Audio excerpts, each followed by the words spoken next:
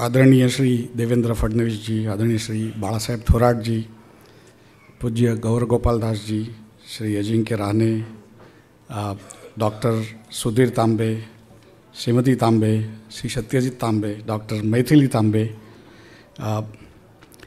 सुश्री बहन यशोमती ठाकुर, अमरीश भाई, उल्लास जी और प्रवीण दरेकर जी, और हॉल में बैठे हुए सभी गणमान्य व्यक्ति।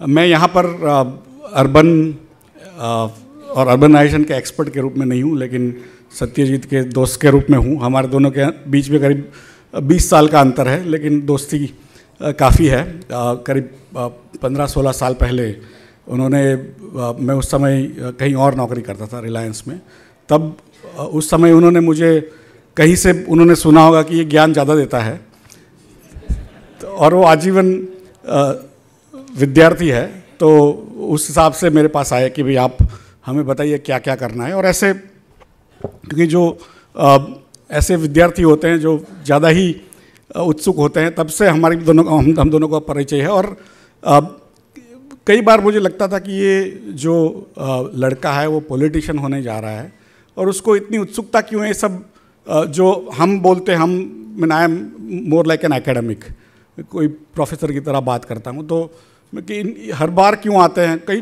ऐसा नहीं कि अकेले आते हैं, कई बार दूसरों को लेकर भी आते हैं, और उसके बाद दूसरे लोग आना छोड़ देते हैं।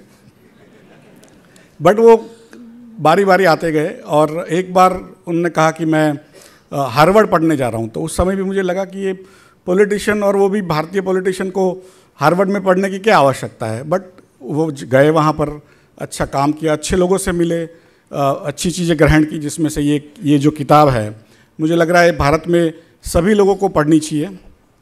क्योंकि जो शहरीकरण है वो कई दशकों से भारत में चल रहा है।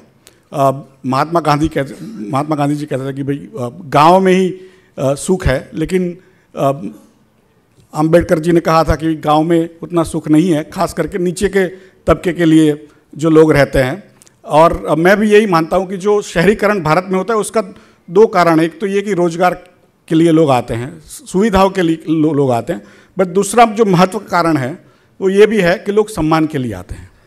छोटे तबके के लोगों को गांव में सम्मान नहीं मिलता, उनके ऊपर ज़्यादा अत्याचार होता है। जबकि शहर में आ गए, हम सभी साथ में सेम ट्रेन में जाते हैं, उनको और हम में कोई खास अंतर नहीं रहता है। तो मुझे लग रहा है कि ये जो सम्मान का शहरीकरण है उसके ऊपर हमने बहुत ज़्यादा ध्यान नहीं दिया है, और ख़ास करके राजकीय पक्षों ने, आज सभी राजकीय पक्षों के नेता बैठे हुए हैं, तो मुझे लग रहा है कि हमें उसके ऊपर भी, वो शहरीकरण के ऊपर भी ध्यान देना है कि जो सम्मान एक हर नागरिक को दे पाएँ।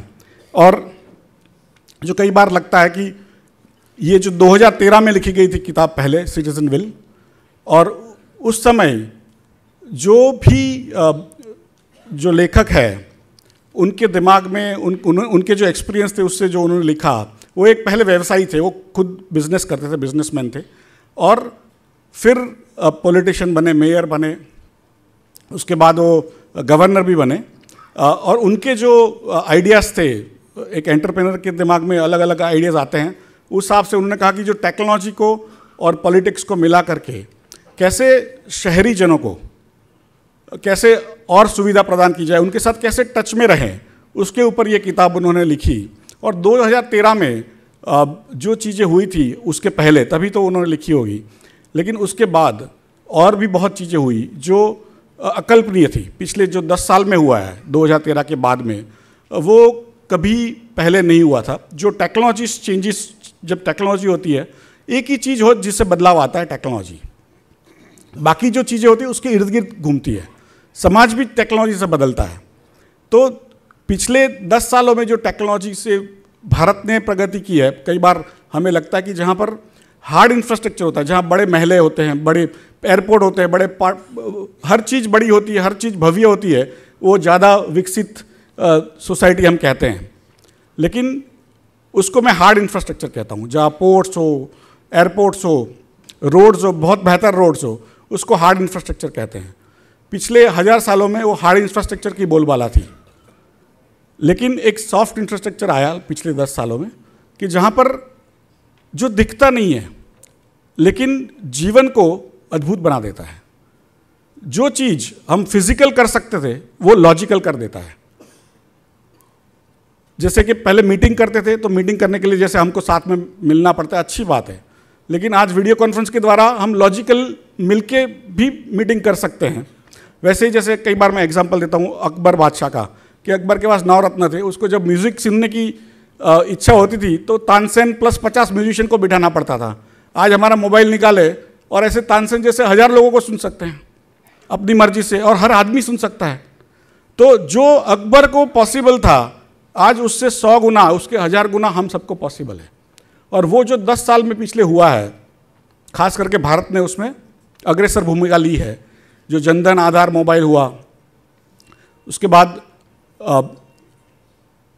जो CPC हुआ, centralise processing centre income tax का, GST हुआ, ऐसी कई चीज़ें हुए, जो डायरेक्ट बेनिफिट ट्रांसफ़र हुआ, वो विश्व में कहीं नहीं है। तो सॉफ्ट इंफ्रास्ट्रक्चर, जो जिसके पास हार्ड इंफ्रास्ट्रक्चर होते थे, जैसे सत्यजीत दादा ने बताया कि जर्मनी वगैरह अपने आप को खड़े किया आफ्टर सेकेंड वर्ल्ड वॉर, हमने पिछले 10 साल में अपने आप को एक अलग राष्ट्र के रूप में डाला है, जो हमें खुद को पता नहीं है। हमारे समाज ने उसको यूज़ किया है, लेकिन खुद को अपनी शक्ति का अंदाजा नहीं है। विश्व में कहीं कोविड नहीं है। कोविन नाम की जो व्यवस्था हमने खड़ी की पिछले लिटरली 2 महीने में, वो विश्व में कहीं नहीं है। और 120 करोड़ जनता को उसका अपॉइंटमेंट मिले वैक्सीन का, और उसको 2 वैक्सीन मिले, और कहीं पर भी जाके उसको दिखा सके, उसको QR कोड के जरिए आप बेसिकली उसको दिखा सकते हो, उसमें कोई गलत चीज़ नहीं हो सकती है। ऐसी कोई सुविधा विश्व में कहीं नहीं है। UPI की सुविधा हुई, पेटीएम आप करते हो, आप गूगल पे के द्वारा करते हो, अमेजोन पे, कहीं कोई ऐसी व्यवस्था नहीं है। चाइना हमसे आगे गिना जाता है आज, लेकिन चाइना से हम 3 गुना व्यापार UPI से करते हैं। स्टॉक एक्सचेंज भारत में जो 1994 में 1994 में हमने लगाया था, आज करीब 30 साल, 1992 में NSE की रचना हुई थी, आज 30 साल हमने उसका संपन्न किया हुआ है। तो उसमें आज करीब 1200 से 15 करोड़ ऑर्डर 6 घंटे में आते हैं, 6 घंटे 15 मिनट में। 1 घंटे में 200 करोड़ ऑर्डर आते हैं। रिस्पॉन्स टाइम 100 माइक्रोसेकंड का, 1 सेकंड में 10 लाख माइक्रोसेकंड होता है। 1 सेकंड के 10,000वें भाग में हम आपको रिस्पॉन्स देते हैं। 200 करोड़ ऑर्डर पर आवर आते हैं, उससे 100 गुनी अपनी क्षमता है। एक दिन में 120 करोड़ ट्रेड होते हैं 6 घंटे में। ऐसी कई चीज़ें जो है, जो भारत आज सॉफ्ट इंफ्रास्ट्रक्चर में बहुत आगे है। और कई बार मुझे लगता है कि हमारे जो नेता है, हमारे जो व्यवसायी है, उनको खुद के अचीवमेंट्स के बारे में पता नहीं है। तो हम दूसरों के महल देख के खुश हो जाते हैं, बट वो महल में साफ करने के लिए रोबोट नहीं है। हम वो रोबोट भी बना सकते हैं, और रोबोट को हैक करके उसका शस्त्र भी बना सकते हैं। उतनी ताकत हमारे लोगों के पास है। और पहले ज़माने में जो कैपिटल चाहिए होता था, कि आपके पास ज़्यादा धन होता था तो आप ज़्यादा धन और बना सकते थे, उसके लिए हार्ड इंफ्रास्ट्रक्चर होता था। आज कम धन से ज़्यादा ब्रेन यूज़ करके ज़्यादा धन बना सकते हैं। तो उसको मैं कहता हूँ कैपिटलिज्म विदाउट कैपिटल, वो आज भारत के पास है, क्योंकि हमारे पास ब्रेन है, हमारे पास युवा धन है। और इसलिए अगले 25 साल, अगले 30 साल, अगले 50 साल भारत के होंगे, ऐसी मेरी मान्यता है। और वो सिर्फ टेक्नोलॉजी के माध्यम से होगा। जो सॉफ्ट इंफ्रास्ट्रक्चर है उसमें आज भारत विश्व में अग्रसर है, आगे भी रहेगा, जो हम सब साथ में मिलकर काम करें। कई बार हमें लगता है कि हमारे नेता काम करें, हम बैठ के खाते रहे, ये बात नहीं होगी। हर सिटीज़न को, हर नागरिक को उसके साथ काम करना पड़ेगा। इसलिए ये जो सिटीजन विल की जो कल्पना है, एक दूसरे का साथ लेकर के, ट्रांसपेरेंसी दे करके, एक दूसरे से विचार विमर्श करके जो आगे बढ़ना है साथ में मिल करके, और जो शहरीकरण जो हो रहा है वो एक तरह से लोग वापस गांव में जाने वाले नहीं, एक बार चख लिया तो यहीं रहने वाले हैं।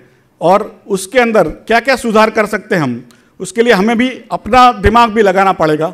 सैन फ्रांसिस्को से जो किताब आई है अच्छी बात है, उसका भी हमें अनुसरण करना है, उससे जो अच्छी चीज़ें लेनी है, जो हमने सीखा है उन्होंने कभी देखा नहीं है, उससे भी हमें आगे जाना है। उसके साथ आप सभी को और ख़ास करके सत्यजीत दादा को, सभी मंच पर आसीन व्यक्तियों को मेरा धन्यवाद, अभिनंदन। जय हिंद, जय महाराष्ट्र।